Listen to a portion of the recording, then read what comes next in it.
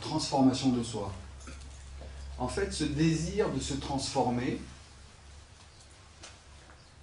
ce désir de se développer, ce désir de grandir en tant que personne,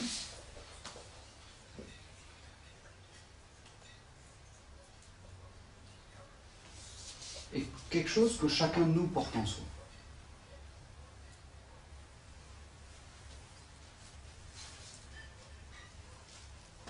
On se lance souvent dans de nouveaux projets, dans de nouveaux domaines de connaissances, dans de nouveaux domaines d'activité, de nouveaux domaines de formation. Tout ça est motivé par quoi? Dans des nouvelles relations aussi avec les gens. Motivé par un désir de changer. De changer souvent la situation dans laquelle on se trouve, ce qui est tout à fait normal. Si on est capable d'apporter un changement dans la situation dans laquelle on se trouve, il faut le faire. Mais cela provoque aussi un changement en nous. Donc ce désir de changement, de transformation est quelque chose de tout à fait naturel. Nous le portons tous en nous. Et c'est aussi une nécessité, je dirais. Sans changement qui consiste à s'adapter aux situations qui nous environnent et qui sont toujours en train de changer, sans changer nous-mêmes, vous voyez que ça va poser un problème. Alors, donc c'est aussi une nécessité. À la fois nécessité et un désir naturel. L'autre volet ou l'autre manière de voir ce changement, c'est de dire aussi que nous avons aussi parfois tendance à résister au changement.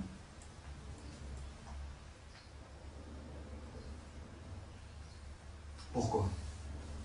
Pourquoi est-ce qu'on résisterait au changement? Tout simplement parce que tout changement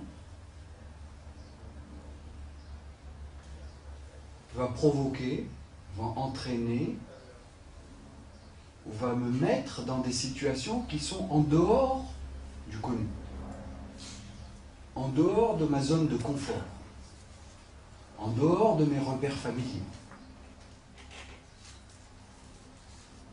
Donc il y a une résistance. Et on préfère être tranquillement dans son confort, et il y a une certaine inertie donc au changement. On préfère rester à la maison, ou rester avec son cercle d'amis, plutôt que se lancer et faire face à de l'inconnu. L'inconnu fait peur toujours. Et ce qui est connu est toujours rassurant. Mais ce qui est connu et qui est rassurant peut aussi entraîner le fait que nous allons rester dans une certaine immobilité, une certaine léthargie, un certain statu quo, qui, comme je l'ai dit, s'oppose à cette nécessité qu'on a de changer en permanence. Alors, j'ai une définition de la spiritualité. Il y a beaucoup de gens qui me demandent, est-ce que vous pouvez définir qu'est-ce que c'est que la spiritualité? Et notre enseignant, Swami Dayananda, nous dit, la spiritualité, il ne s'est pas lancé dans une grande définition. Il a dit très simple. La spiritualité consiste à prendre conscience de la nécessité d'un changement, d'une transformation personnelle. C'est là où commence toute forme de spiritualité. Donc c'est incroyable comme définition. Parce que là-dedans, vous incluez des démarches comme le yoga. Vous commencez à changer en prenant conscience de vous-même, de votre corps, de la respiration, des mécanismes qui vous habitent. La personne aussi qui commence à s'occuper d'elle-même, à faire attention à son alimentation, ou à faire, on va y venir tout à l'heure, à prendre conscience de ces zones d'ombre de lui-même, qui quelquefois l'entravent. Lui aussi fait une démarche qui est le début d'une démarche spirituelle. Il commence à s'occuper de lui-même, il commence à se dire, je me prends en charge de manière active pour changer, pour me transformer en tant que personne. C'est ça la spiritualité. Alors,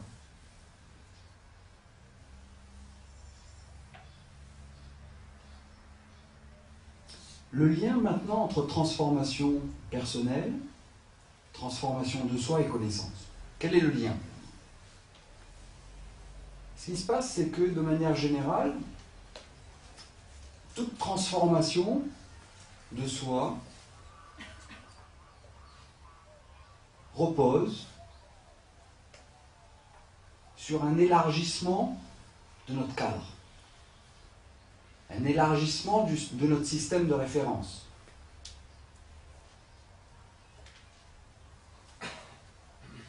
Notre connaissance est élargie, ce qui provoque en nous une certaine transformation. Alors un exemple. Okay. Je vais prendre cet exemple délibérément dans le domaine de la psychologie. Et les enfants. On a tous des enfants, et on a tous eu, étant donné qu'on vit dans une société, je dirais, où les deux parents travaillent, on a quelquefois à laisser l'enfant tout seul, avec une babysitter, avec quelqu'un d'autre, un jeune enfant en bas âge. Quelle est la perception de l'enfant? Quelle est la perception de l'enfant quand il se retrouve un soir laissé tout seul et il voit ses deux parents partir, ou le matin, le soir quand ils sortent, ou le matin quand ils doivent aller travailler, et qu'il ne va pas encore à la garderie ou à la crèche, etc. Quelle est la perception de l'enfant? Vous la connaissez? C'est un drame. Le sentiment, c'est quoi? Je suis abandonné. Je suis laissé tout seul. Mes parents ne m'aiment pas. D'accord? La perception de l'enfant est « je ne suis pas digne d'être aimé, les parents ne m'aimant pas me laissent ». Perception de l'enfant. Qu'est-ce qui va se passer? Cette perception de l'enfant peut, en général ça se passe bien, plus ou moins, d'accord? Mais cette perception, si j'ai eu des cas dans mes amis proches et dans ma famille proche, où certains enfants avaient été laissés pour plus de 3 semaines, 1 mois, 2 mois, tout seuls, alors qu'ils avaient 2-3 ans. 1 heure, 2 heures, 2-3 jours, il y a un mécanisme extraordinaire qui est en place et qui est mis en place par la nature, qui est celui de l'inconscient. Afin d'éviter à l'enfant d'affronter cette souffrance intense de ce sentiment d'abandon, ce sentiment d'être totalement laissé tout seul, d'aliénation, d'isolement. Qu'est-ce qui se passe? L'inconscient met une couverture sur cette souffrance. Elle est mise de côté. Cette souffrance, qui est trop difficile à gérer pour un jeune esprit de son âge, est mise de côté. Et il va occuper des zones inconscientes de l'enfant. Mais si cela est fait de manière répétée ou de manière prolongée, cela va avoir des incidences sur la manière dont ce jeune enfant, quand il va devenir un adolescent ou un adulte, va se comporter avec les autres. Quel va être un exemple, par exemple, de l'influence que cet événement, qui est uniquement la perception de l'enfant. Je ne veux pas vous culpabiliser ici, il ne faut pas laisser vos enfants à des babysitters. C'est pas ça l'idée. Mais l'enfant, qu'est-ce qu'il sent? Donc cet enfant qui a senti qu'il avait été abandonné, quand il va être adulte, va avoir tendance à s'accrocher de manière tenace à ses relations.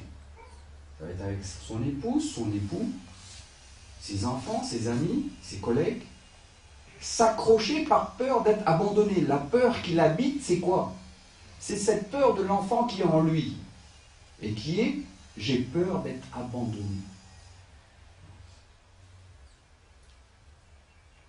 Et il va avoir une tendance peut-être aussi à contrôler.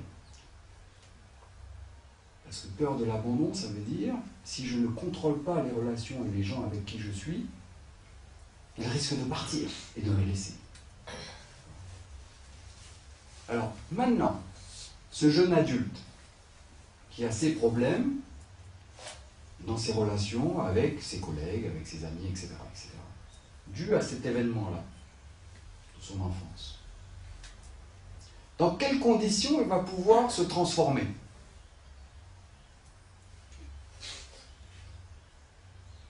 Un changement de vision, un changement de perspective.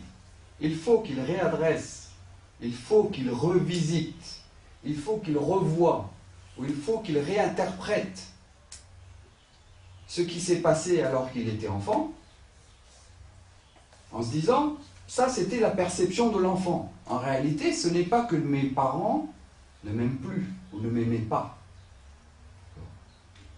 Ils avaient des obligations et ils m'ont laissé.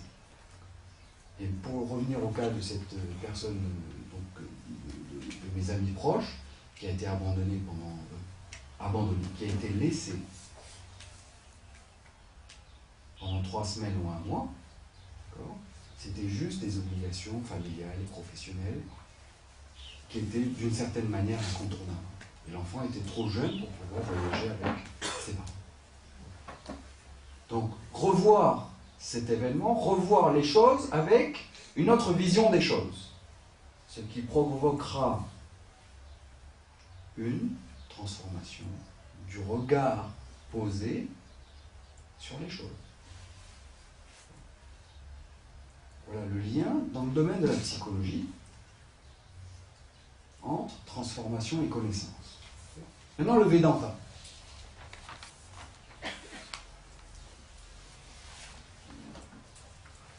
Le Vedanta aussi parle de transformation.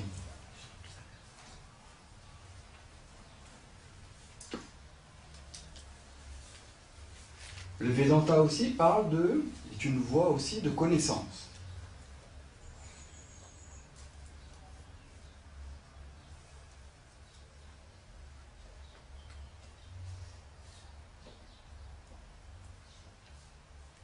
Pour ceux qui ne connaissent pas le Vedanta, très brièvement,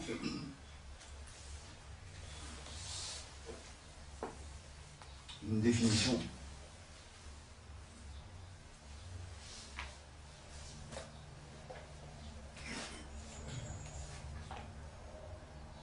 Le Vedanta est une tradition spirituelle. Donc, souvenez-vous de ce qu'on avait dit au sujet de la spiritualité. Une tradition qui se base sur des mots. La capacité qu'ont les mots des enseignants qui appartiennent à une tradition d'enseignement, enseignant, élève, l'élève qui a appris de son enseignant, comme moi, et je continue d'étudier, à son tour partage ce qu'il a appris. Donc on a une lignée, une tradition d'enseignement qui se base sur les mots de certains textes fondateurs, une connaissance qui est transmise par certains textes fondateurs que sont la Bhagavad Gita, et aussi la portion finale des Védas. Le mot Veda lui-même veut dire vide, veut dire connaissance. Donc on a une tradition d'enseignement basée sur des mots qui nous aide à examiner la nature des choses. C'est ça le sujet de cette tradition d'enseignement de connaissance. Examiner la nature de la réalité, de nous-mêmes, de l'univers, et de la cause de l'univers, c'est bien elle. Et quelle relation avons-nous avec l'univers? Quelle relation avons-nous avec cette cause de l'univers? Ce qui pourra entraîner en nous, et à chaque fois je voudrais revenir là-dessus, ce changement de vision, cette connaissance, cette nouvelle perspective des choses, en quoi cette nouvelle perspective des choses va m'aider à me transformer, à vivre mieux ma vie. Voilà le Vedanta. Okay. Alors, le Vedanta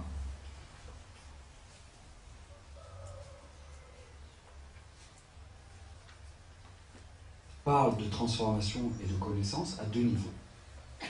L'un que j'appelle un niveau relatif. Vous allez comprendre quand j'aborderai le niveau absolu,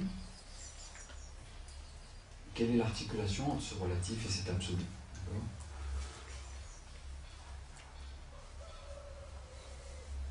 Au niveau relatif, donc,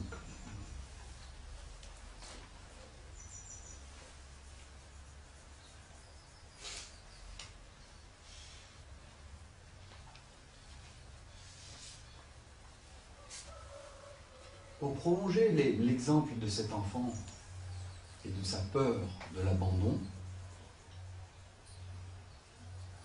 chacun de nous est habité, pas en permanence, hein. Je ne veux pas brosser un tableau sombre de l'existence humaine. On a aussi des moments de joie, des moments de grande découverte, de satisfaction, etc. Mais on est aussi habité parfois par des peurs. Des peurs qui peuvent être assez fondamentales. Alors, quels sont les genres de peurs qui nous habitent?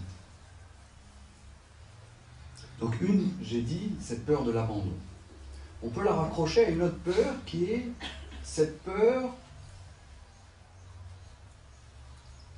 qui vient d'un sentiment d'isolation.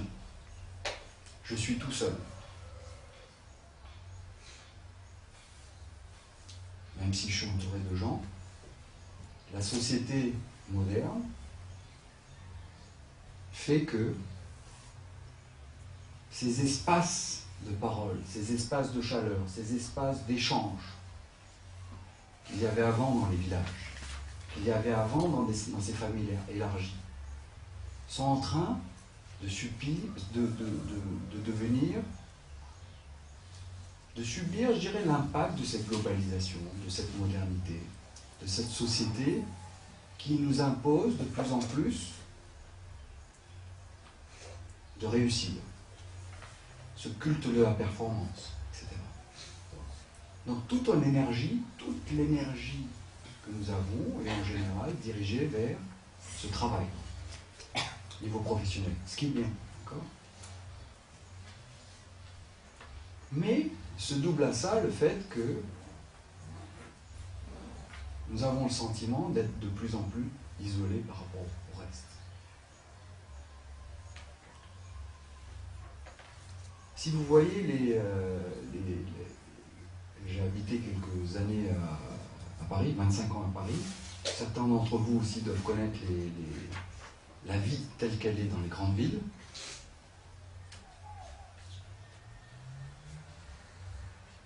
Et il y a cette dimension qui est « je suis un petit individu, une fourmi dans cette immense cité de 10-15 millions d'habitants, un individu insignifiant,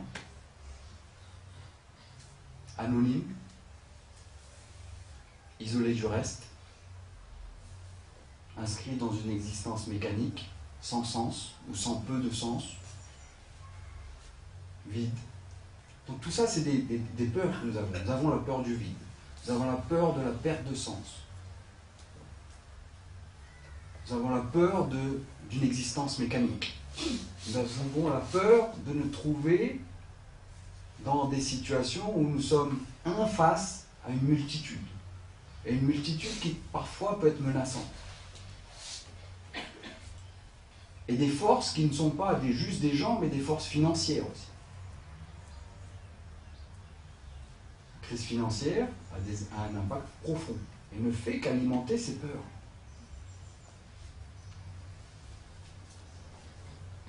Écologie, on m'a dit qu'ici à La Réunion, c'est la première fois que cet hiver, j'étais au tampon, cet hiver a été si clément.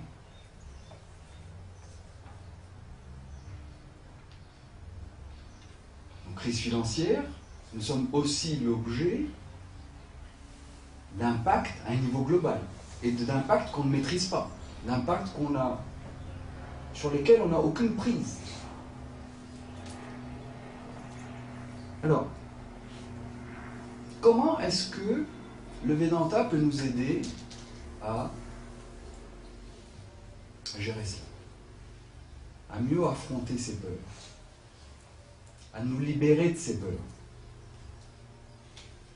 Quelle est la vision, quelle est la connaissance que le Vedanta peut nous donner ces textes, qui nous aidera à vivre mieux.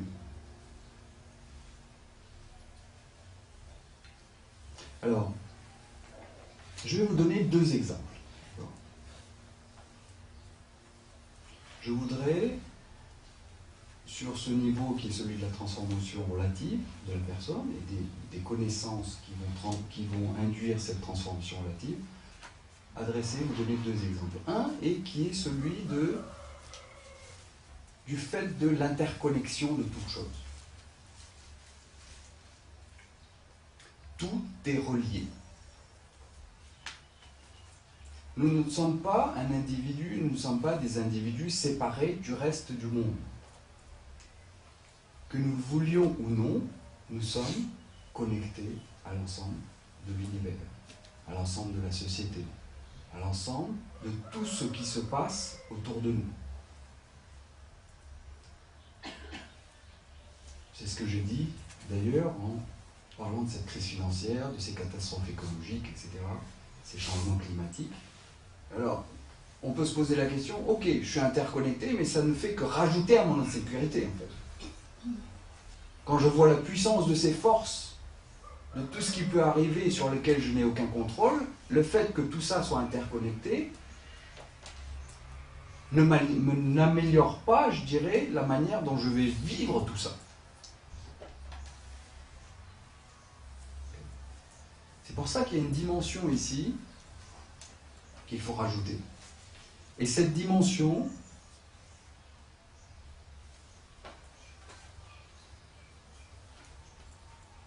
est celle de l'ordre des choses. Tout ça n'est pas chaotique, tout ça n'est pas fortuit, tout ça n'est pas désordonné. Ici même, les actions que je fais ont un impact non seulement sur ma vie ou sur mes proches, mais aussi à un niveau plus global. Et les actions des autres ont un effet sur l'ensemble des individus qui composent cette société. Tout cela est articulé par un grand ordre. Alors comment voir cet ordre dont parle le Vedanta ? Est-ce que c'est une croyance ? Est-ce que je suis en train de vous dire, voilà, le Vedanta et les textes du Vedanta parlent d'une croyance, c'est l'existence d'un ordre qui relie toutes choses, dans différents niveaux, dans différents domaines. C'est pas une croyance. Je vais vous faire voir ici les dimensions de cet ordre. Voir, comprendre, assimiler. Cet ordre, la manière la plus simple d'apprécier l'existence d'un ordre, dans lequel ma vie aussi est inscrite, est cet ordre physique. Un ordre, l'existence d'un ordre à un niveau physique. L'ordre physique, qu'est-ce que ça veut dire ? Le ciel, les nuages, le soleil, la lune, la pluie, le vent.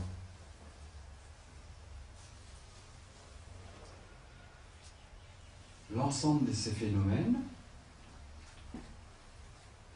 sont régis, sont gouvernés par des lois physiques.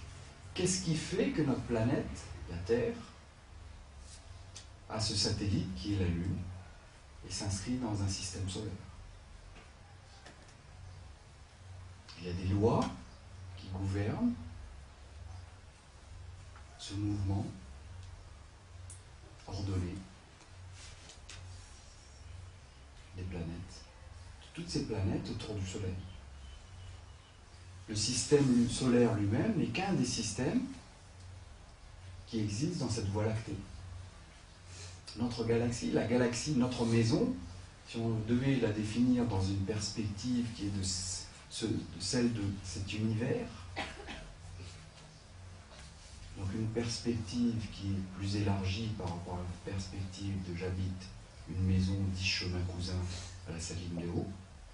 Je suis un habitant de la Terre. Et la Terre elle-même est une planète qui est sur un bord de la Voie lactée, la galaxie de la Voie lactée, qui est composée de 100 milliards d'étoiles et qui fait 100 000 années-lumière de diamètre. Voilà, c'est comme ça que je me définis. Je suis un habitant qui s'inscrit dans cet espace. 100 000 années-lumière. C'est immense.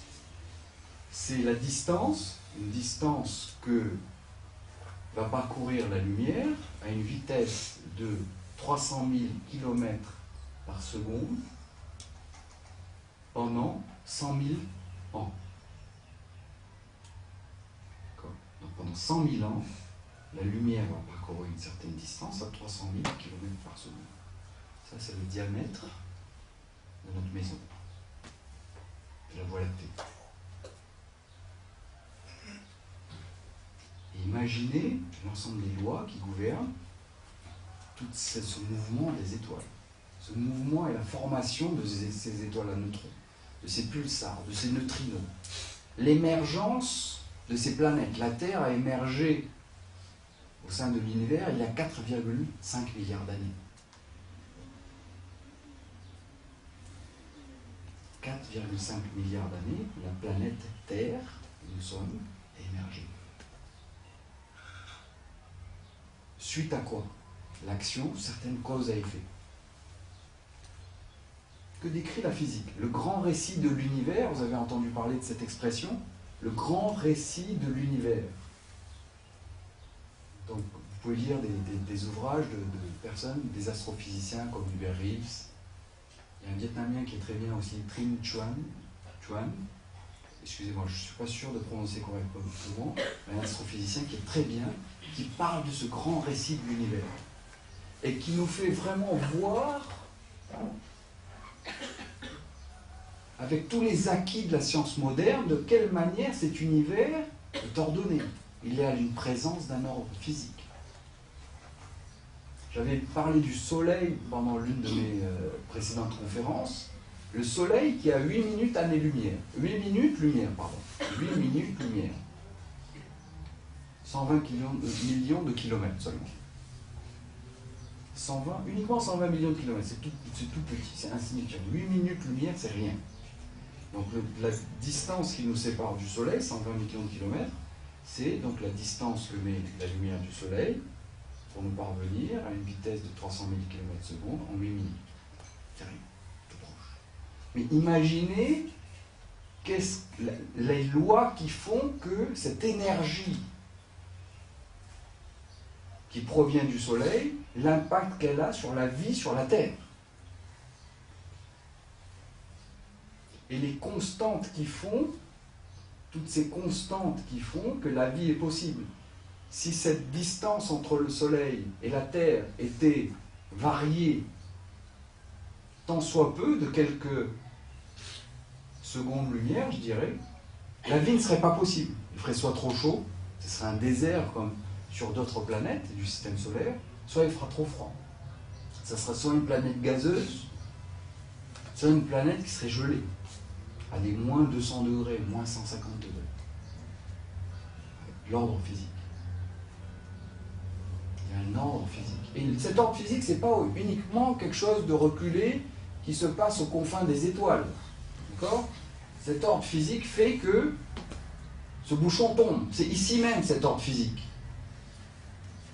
C'est cette loi de gravitation qui régit le fait que mon corps a cette forme. Parce qu'il est soumis à la loi de la gravitation. Que les feuilles de ces arbres ont cette dimension et ont ce motif géométrique. C'est ça les lois physiques. Et que la girafe a un cou qui est si élevé, si haut. D'accord ? Des lois physiques, c'est pas quelque chose, c'est juste dans les étoiles, ou dans la galaxie, dans la Voie lactée, c'est aussi ici et maintenant. Quand je marche, je suis soumis à un ordre physique. Donc, au-delà maintenant de ces lois physiques et de cet ordre physique, qu'on peut immédiatement apprécier, vous voyez la quantité immense de connaissances qui est à l'œuvre pour uniquement au niveau physique gouverner l'ensemble de l'univers. Vous voyez, pour vous rendre compte de la quantité immense d'informations, depuis 200 000 ans que nous sommes des Homo sapiens. 200 000 ans. Imaginez la quantité immense de savoir qui s'est constituée avec l'ensemble des chercheurs dans le domaine des sciences physiques et qui sont en train de regarder et essayer de comprendre ces lois physiques.